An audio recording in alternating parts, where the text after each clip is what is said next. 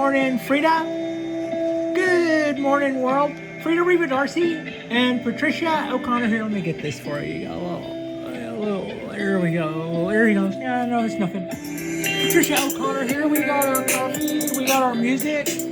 We have ourselves one beautiful fall day. The sky is blue. The temperatures are probably, I don't know, maybe high 60s, low 70s. Barely sweater weather, if even. Look at those fall colors. Oh my God. Is that pretty? Or what? I think or what? Last couple of days, I'm just kind of starting to regroup. It was a really fun weekend. I went to the Pacific Bonsai Expo in Oakland, California. It's my understanding that this is going to be every other year, and as such, I think it'll trade off with the New York show, which I would like to attend someday, but haven't yet. I just thought I would do a little quick catch up on what's going on here on the balcony with our trees. Give everybody who is snowbound or cold a little something, a little reprieve. We're just gonna sit here and look at sunshine and green trees that some of them have kind of had it with my BS, and some of them look to be doing good. My little trees here that I put some motion into, I was just checking these guys out this morning and last night, and even though these guys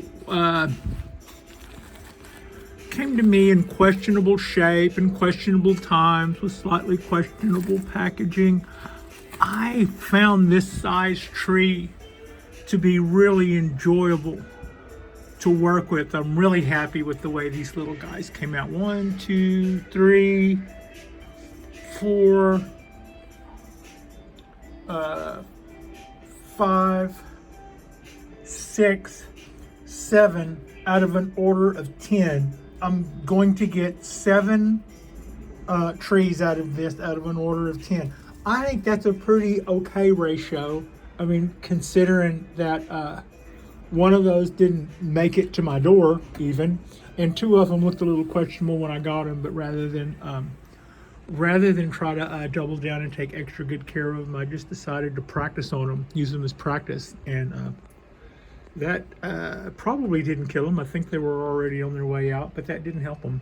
This is what my wisteria looks like. This is one of my Japanese wisteria, and this is its near identical clone, which dropped its leaves early in the fall.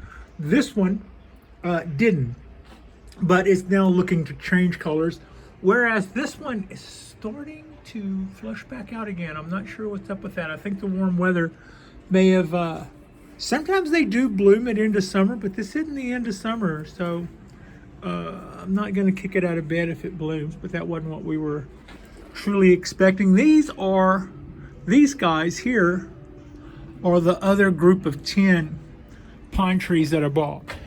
And let's see, they're doing good. I put bends in all of them. Out of all of them that I've bent so far, I'm pretty happy with this one. I'm pretty happy with this one. I'm pretty happy with this one and this one. I think this one was my first one. I'll probably take one night and I've got no other plans and bring that in, and while I watch TV, work on this one some more. It's not bad. It's just this, you know, it's just a little wound up. I don't really have a whole lot of other motion coming, except that one little tuck coming up, down, and up in the end. I think this is all a little 2D. It's just 2-dimensional, not 3-dimensional. Whereas this one, get your hand out of the shot. Whereas if you look at this one, what I've done is I've got motion that comes up and curls around, and I'm trying to make these guys appear as though they are growing out of the side of some beautiful canyon somewhere, and the light affects them at different times of day. They fall in and out of light and shadow, and all of that canyon life is a little tricky. So with all of that going on, they get all of these twisted spiral canyon tree shapes. Whereas what you would see trees in the woods are going to go more straight up. You know, they're all going to, the light is overhead, and the obstacles they have is their other trees. So the name of that game is a tree race to see who can get up at the top and get all that light. So that makes one style of tree, and then canyons make another. And right now I'm kind of addicted to canyon trees. Maybe because they are just naturally interesting, or maybe I'm predisposed to that because I was what you would call a flatlander. Yeah, the part of Texas that I grew up in was as flat as a plate. I used to pretend the clouds were mountain ranges just so I could, you know, try to imagine that I didn't live in something so geographically boring. You know, we had our advantages. We had a lot of good lakes, and we had a lot of beautiful little waterways and tributaries and all that, which was part of the product of that flatness, I suppose. But what we didn't have was a lot of geographical features in the golden triangle of Texas. Enough about that. How did we get there even? This is Hoss, my little Ponderosa. It seems to be way happier than its bigger sibling. This guy is going great. I couldn't be happier with its way it's going.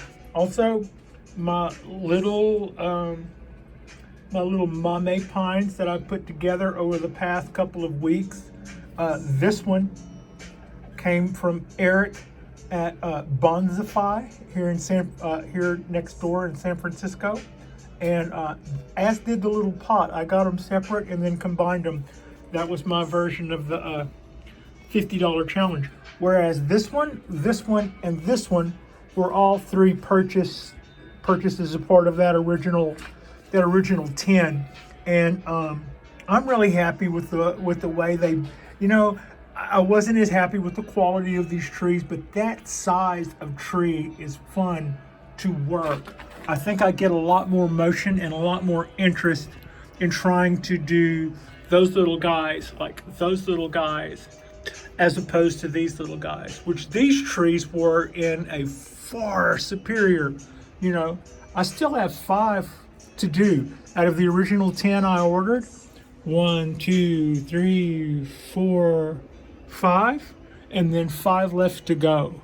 So I've been enjoying them too, but I think that if I keep these little guys going, these 7 out of my original order of 10, which I will say again, they shorted me 1, so it ended up being 9, 2 of which I killed. They weren't dead when I got them. They didn't look too good, but they weren't dead when I got them, but they died when they got here, so I'll take credit for those 2.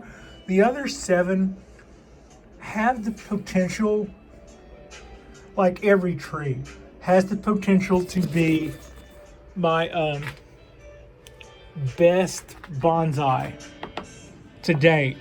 So far, I'm going to show you Frankenstein. What I love about Frankenstein was this was a little starter tree that I bought, that Jonas gave me. I bought an expensive tree and told Jonas that I would like to buy a little starter too. And he's like, here, Pat. And this was probably, you know, I don't remember.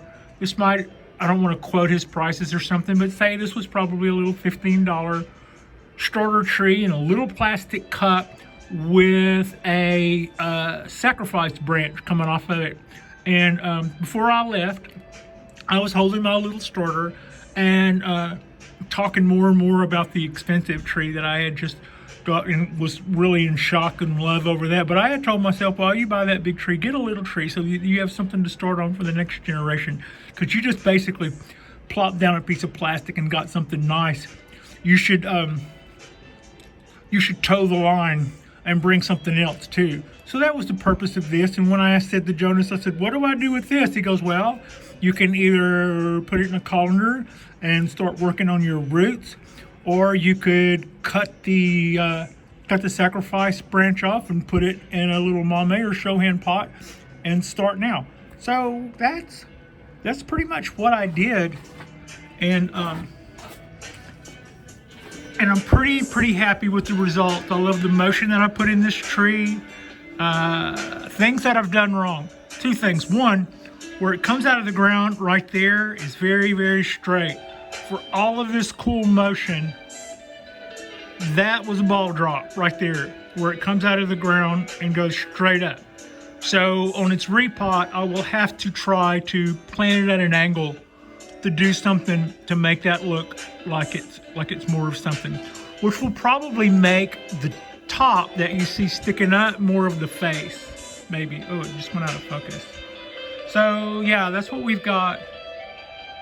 That's what we've got going on there. Now, what did I do at the expo? This is our acquisition from the expo. I just kind of noticed that my camera was about to overheat because I was shooting in sunlight, and that's why we went blurry for a second. So I'm kind of moving around my game a little bit so I'm not in the direction. This is the show hen that I purchased at the store. This also came from a local vendor whose name you've heard me mention quite a bit. And yeah, I'm really happy with it. I don't know that the top third will remain. I may give this guy a little chop somewhere about midway. If you see a little shoot in the mid part of the bin there, like right in, I'm thinking that little top sprout that I'm kind of trying to move in on and we're not focusing on for some reason, might be the apex at one point. I'm not sure, but that's kind of what I thought when I picked it up. Cute little tree. I'm really happy that, also, I told myself going in not to do this specifically. I said, Patricia, you can have a small little starter, or you can buy a cool little bonsai pot, And true to my only child nature, I turned right around and bought a show hen. So yeah, like I told Nigel, clearly I can't be trusted. I can't be trusted left alone with me. So yeah, anyhow, there's only one other thing that I really want to mention today. It's going to be kind of a short blurb. I just wanted to give you guys a look at the sunshine. I know a lot of places are especially cold. There's two things I need to mention. One, my big pondo is not looking good. And I know why. It's not dead, but I am having a lot of little dieback here. I'm pretty sure that between my watering and the amount of rain that we've had in the last couple of weeks, that this guy got overwatered.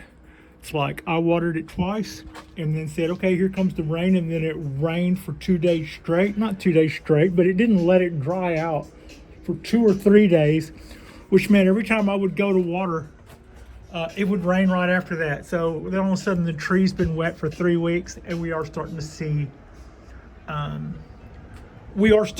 lot of brown needles. So what that definitely means, or what that probably means, is that these guys will root rot really quickly.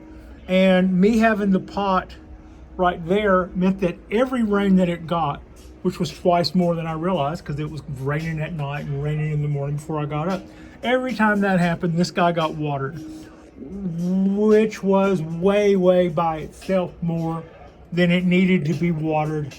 And in combination with the couple of times that I was worried about not watering it and watering it, it just got way overwatered. I was worried that would happen, and then I started seeing those needles. So today was the first time that I've voluntarily put water in that tree this week. Normally it probably gets watered once or twice a week. Right now we should be in an even slower time, so it should go through water even less quickly. And to that extent, I did notice that it was taking the tree a long time to evacuate the water that I gave it last, before today. I basically waited a week a little over a week for the tree to dry out before I watered it again. I don't think we killed it. I think between the 90-degree day we had, which is always a risk, I think, for a pondo, especially here where it's going to come out of the blue. You're going to have 70, 70, 70, and then all of a sudden, bam, a 90-degree day, and a lot of stuff freaks out. People, dogs, trees, plants. So that's kind of how I see all that happening. Either that 90-degree we had in July or August is just starting to show its head, but I pretty well felt like I'd gotten away with that at the time, so I'm still kind of leaning on Pat may have overwatered the pondo. I don't think it's really truly in peril. I think I just lost some needles over this and had some brown needles, and that is going to be attributed to some root rot. So that will also, anything that root rotted is not coming back, but I don't think I killed it, is what I'm saying. And we will come back from that. And it's not really all that bad, but I did notice that. So the only other thing that I would share is that this morning I read a really good article by the New York Times. I don't subscribe to the New York Times as a rule. I used to. I'm not into too many subscriptions right now that don't involve bonsai. That's where pretty much all my extra nickel, more than my extra nickels go. So that means I'm not buying any subscriptions to Cosmo or New York Times or any of those guys. But I did steal the article. From a news post, and the name of the article, I believe, was it was about Ryan Neal and his life and what that was like in the American bonsai movement and what he went up against as an apprentice. And I think it was something like the beauty and abuse that is bonsai, I believe, is me bastardizing the title of this, but you'll be able to find it. It's a New York Times article.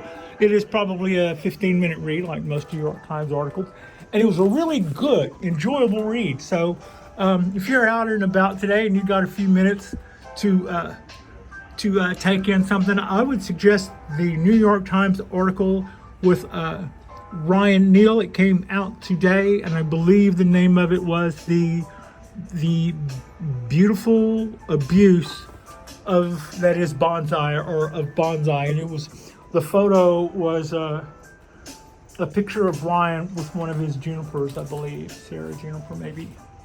And they also made mention of his love of pondos. Also, the show this past weekend, congratulations, Randy Knight won everything with his Ponderosa Pine, which was really good to see that a Pondo won Best of Show. Yeah, Best Dog, Pondo Pine. So, yeah. Anyway, that's about all. That's about all I have going on. Like and subscribe if you guys haven't already. We have some new future projects coming up. I'm really excited about something I want to do. Probably this winter I'll get into this. I want to accumulate copper fittings and copper tubing, and I want to make several bonsai stands out of copper and then play with ammonia, vinegar, sulfur, some other ingredients to bring out the different colors that copper will do. I think I could maybe make some really pretty bonsai stands out of plumbing grade copper pipe. The trick is to make it not look like plumbing fittings. I want you to look at this table and think that those were cast pieces hand assembled to make a fine piece of art, and not Ace Hardware or Home Depot copper fittings that were soldered together. But that will be the challenge, and I've already started figuring out some ways to do some of this stuff to where I think it'll come off really nice. We're just basically, when it comes down to it, we're not so much making it out of plumbing as much as we're taking the copper out of plumbing and using that as our core material to make some artwork that will be functional bonsai stands. Yeah, there. That is my intention. I kind of said I've got an idea the last couple of videos that weren't me running around the expo, but I didn't really tell y'all what it was. But it's not like it's war room secrets or anything. I think it's okay for you to know I plan to build a bonsai table or 2 or 3 out of copper pipe. And it won't be nothing clunky. It'll be something delicate and it'll be nice looking. There's our lights. Like and subscribe if you guys have not already. We've been noticing a little uptick lately in our views and in our subscriptions, even as I've been slowing down to try to shoot things that are more important to me and not shooting the videos in between that I had been. Also, I've been doing a lot more appointments in San Francisco on my days off, which has made my Tuesday drops more difficult. Today was a cancellation, and here we are with a lot going on. I cannot wait to, well, from here on out, the color of those leaves on that cypress trees indicate that from here on out, these guys are going to be in some state of dormancy. All those red leaves are not going to produce the same amount of photosynthesis that the green ones do. So it's starting to slow down in the energy that it's banking up. And at this point, I can start making selection as to which of the branches stay and which of them will go. And also to that end, I probably won't defoliate those trees, because when I cut back those branches and cut back those branch selection, we'll think that the trees would probably look better with a little bit of foliage on them rather than strip them bare and then have bare sticks that are missing limbs and nubby limbs and all that. So in other words, that would make it look like it's total crappiest between now and spring and it starts budding out again. So I will go through, eliminate the guys that we won't use, cut back the ones that we will use, but I'll probably leave the leaves on them as much as I can. Yeah, that's all that's going on there. This will be a drop today, so this will be a Tuesday drop. And our next drop will probably come on Friday, and then we'll do our weekend things the way we've been doing them. I appreciate you. Frida also tells me that she appreciates you guys so much. And thank you so much for watching.